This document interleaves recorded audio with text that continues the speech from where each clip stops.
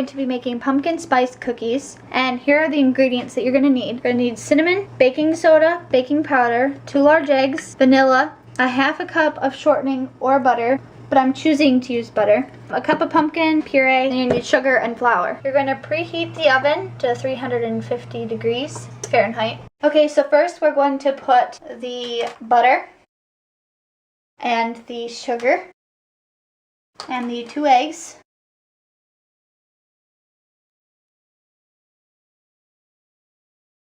Now you're going to cream those together.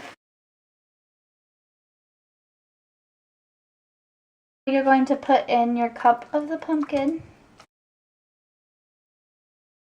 Okay, so we're going to put the 1 teaspoon of vanilla in. So after you have that all mixed together, you're going to set this aside and work on your dry ingredients. So you're going to do 2 cups of flour. Now you're going to need a teaspoon of baking soda, a teaspoon of baking powder, and then a teaspoon of cinnamon. And then you're going to mix them all together. So now I'm going to slowly add the dry ingredients into the wet ingredients.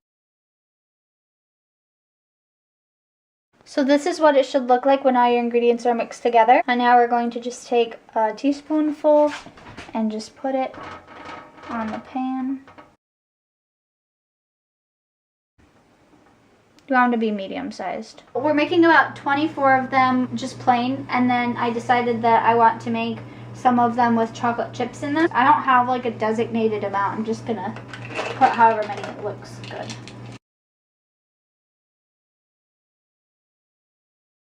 The first batch is done, and we cooked them for 9 to 12 minutes, but we did 9 minutes because we like our cookies softer.